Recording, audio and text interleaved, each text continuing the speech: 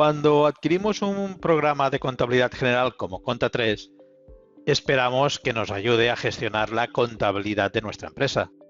Y así es, el programa nos permite rellenar la información de las cuentas contables, registrar las operaciones con los asientos contables y, evidentemente, confeccionar listados como balances de sumas y saldos, cuentas de pérdidas y ganancias, o bien el libro diario y el libro mayor.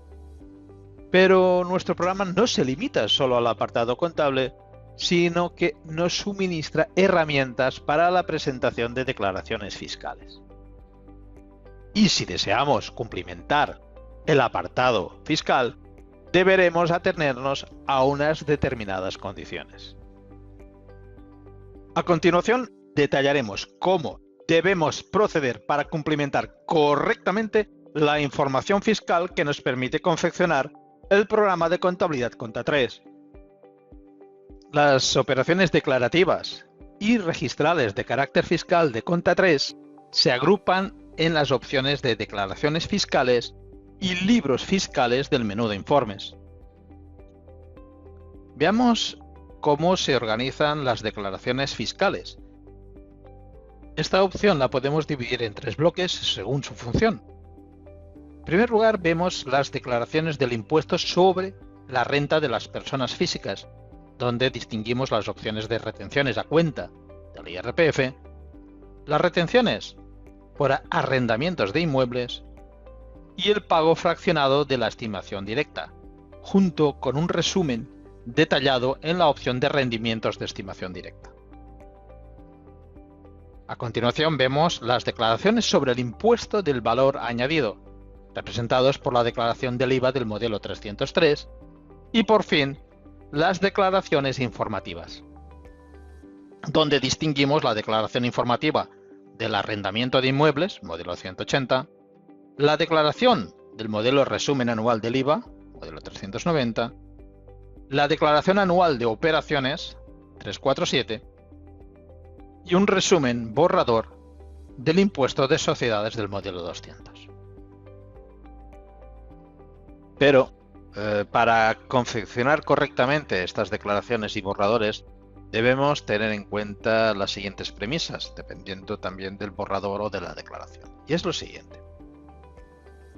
Para confeccionar bien un borrador de retenciones, por ejemplo, a cuenta del IRPF, debemos utilizar un determinado intervalo de subcuentas. Para conocer qué subcuentas podemos utilizar, pulsamos el botón de ayuda y comprobamos que los números de las subcuentas que podemos emplear para las retenciones comprende el intervalo entre la 4751 y el sufijo 1 y la 4751 con sufijo 9999. Ahora comprobaremos su funcionamiento con un asiento, por ejemplo, de sueldos y salarios. Aquí, en este asiento, podemos comprobar cómo la cuenta 4751 con prefijo 1 recoge la retención del IRPF de salarios. También podemos comprobarlo con una factura de un profesional con retención de IRPF. En este caso, utilizaremos la 4751 con prefijo 2.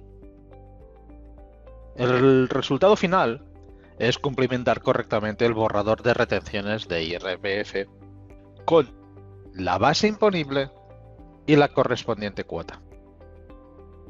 Cabe destacar el nombre de la subcuenta de contrapartida. Esta contrapartida recoge el nombre de la subcuenta utilizada como primera línea en el registro del asiento contable.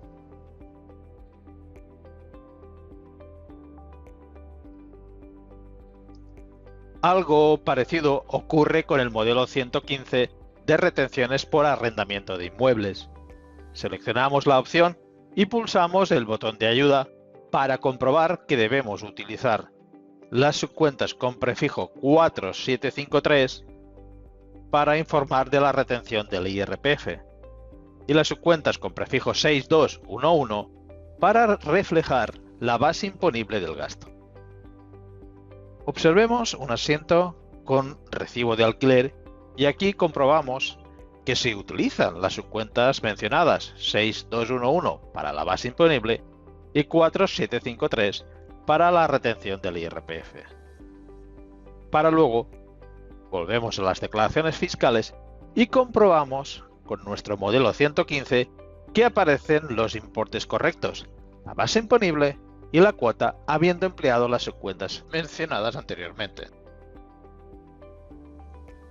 Mucho más fácil es la confección del modelo 130 del pago fraccionado para la estimación directa en las opciones de normal o simplificada, pues solo es necesario utilizar las cuentas contables para ingresos y gastos que son aceptadas para este impuesto.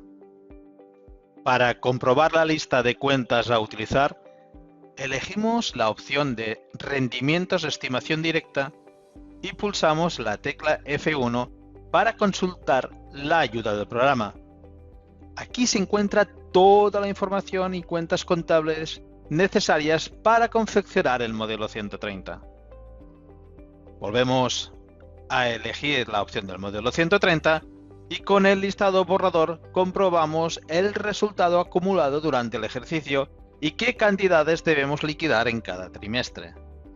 Como podrán comprobar, aquí solo es necesario utilizar las cuentas contables para reflejar el resultado del modelo 130, el modelo del pago fraccionado para la estimación directa.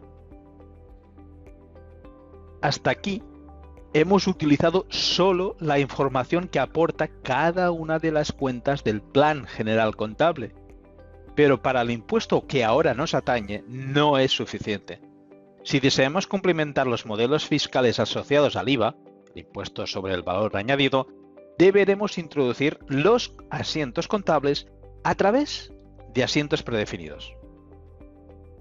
Los asientos predefinidos son plantillas para ayudarnos a introducir y registrar asientos contables de todo tipo. Y si deseamos visualizarlos, solo debemos pulsar la tecla F3 de buscar cuando estamos situados en la casilla de clave del asiento del mantenimiento de asientos.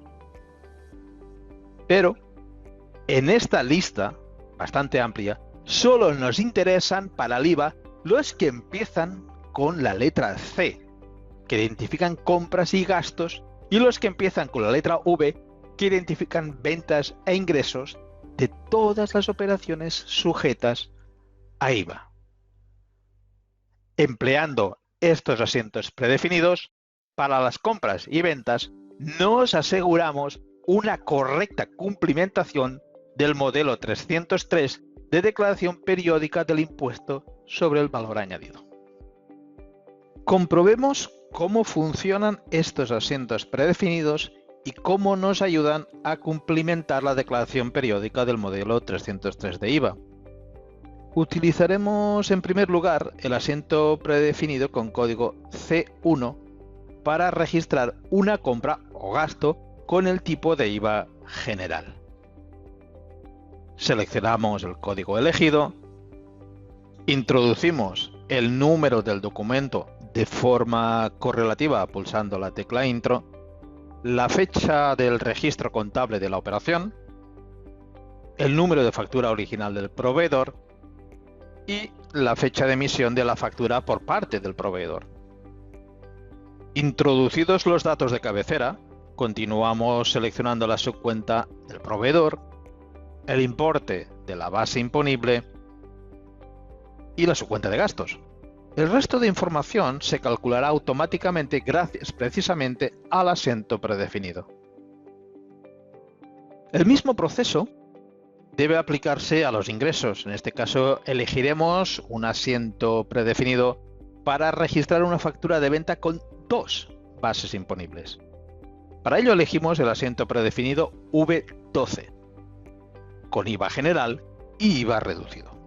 Introduciremos el número de nuestra factura, la fecha y a continuación la subcuenta del cliente y las subcuentas de ingresos para las dos bases imponibles, para que sea el propio asiento predefinido quien nos calcule automáticamente el resto de información, el total de factura y las cuotas del impuesto.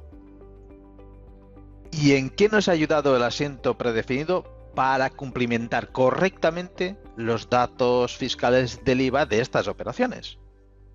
En primer lugar, el orden. En cada factura debe constar en la primera línea el cliente o el proveedor en caso de compras, seguido de la base imponible y a continuación la cuota del IVA. En este ejemplo, al tratarse de dos bases imponibles, después de la primera cuota se añade la base imponible del IVA reducido y se termina con su correspondiente cuota. Además, se informa en la columna porcentaje del IVA el correspondiente tipo, pero sobre todo aparece una información importantísima. Es la columna clave del IVA. Aquí identificamos la naturaleza de la operación sujeta del IVA. Si pulsamos la tecla de ayuda F1 en esta columna, se nos muestran los códigos que podemos utilizar para identificar precisamente estas operaciones, sea IVA ordinario, intracomunitario, exento importaciones, etc. En conclusión, si utilizamos los asientos predefinidos de compras y ventas, nos aseguramos que podremos confeccionar correctamente el modelo 303 de declaraciones periódicas de IVA. Y por fin, nos quedan las declaraciones informativas. No hace falta mencionar que si hemos utilizado correctamente los registros de facturas con los mencionados asientos predefinidos para cumplimentar las declaraciones periódicas, los resúmenes anuales del modelo 180, 390 y 347 también aparecerán todos correctamente. Bien, espero que toda esta información les ayude a conocer cómo debe utilizarse el programa Conta3 para cumplimentar el apartado fiscal. En posteriores capítulos iremos ampliando información para casos más concretos y específicos. Y eso es todo lo que hace referencia a este vídeo de formación. Me despido de todos hasta la próxima, donde espero poderos ampliar y profundizar en los contenidos de los programas de Informática 3. ¡Hasta pronto!